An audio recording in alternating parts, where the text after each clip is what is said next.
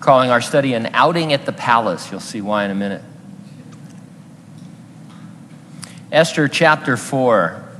Providence is something we believe in but don't fully understand. All of the definitions are a little different. I like this one.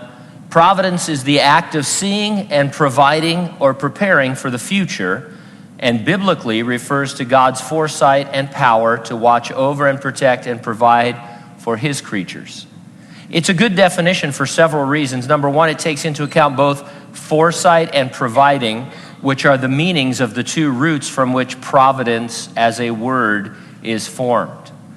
And secondly, it specifically mentions its biblical application. And third, it doesn't go too far theologically in terms of deciding exactly how providence is manifested. It tells you that there is providence, but as far as exactly how that works out, we're still debating.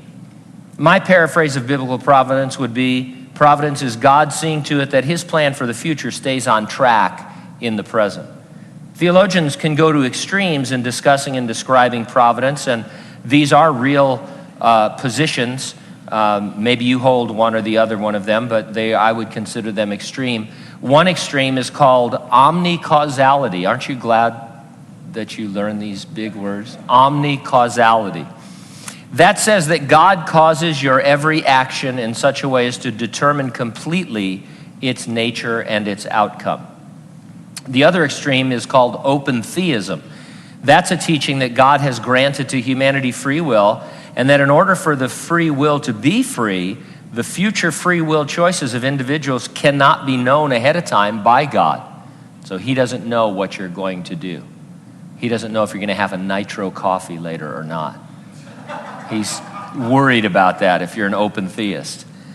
I may be oversimplifying, but that's about right as far as the extremes. And I'm guessing most, if not all of us, think that the true answer must be somewhere in the middle, where I am no mere robot of omnicausality, but where God definitely remains omniscient. We may not be able to explain in a totally satisfactory way the relationship of free will and God's providence, but we can see it everywhere in the Bible, and nowhere more clearly than Esther. And in some ways, this, I think, it's not the greatest moment in the book of Esther, but it's a peak where we see a lot of the purpose of this book. I think a great deal of the purpose of this book has to do with showing us God's providence against the backdrop of our free will. And so let's get into chapter 4, verse 1. When Mordecai learned that all that had happened, he tore his clothes and put on sackcloth and ashes and went out into the midst of the city. He cried out with a loud and bitter cry. He went as far as the front of the king's gate, for no one might enter the king's gate clothed with sackcloth. I almost wish we would adopt the practice of tearing our clothes and putting on sackcloth and ashes. It would completely eliminate our sometimes empty greetings that ask, "How are you doing?" Imagine showing up to church that way, just throwing ashes on your head. You'd get the ushers on that guy right away. Say, hey, there's somebody that needs help right there. Sackcloth was forbidden in the palace. They wanted to maintain the facade that everything was awesome. Esther lived in the very lap of luxury, so much so that she had no idea what was happening right outside her very doors. It was a little insulated kind of thing. It was a Marie Antoinette let them eat cake kind of thing. She just kind of hung out in the palace.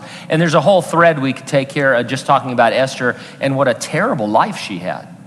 Unless that's your idea of real living, just being confined to a palace and having a loveless relationship with the king who was kind of an idiot.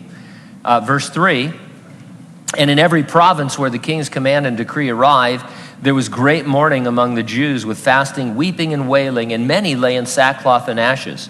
This wasn't just wearing a pin or a ribbon or a bracelet to promote your cause. And I'm not against any of those things, but I think they're just about out of colors as far as different ribbons that you can wear.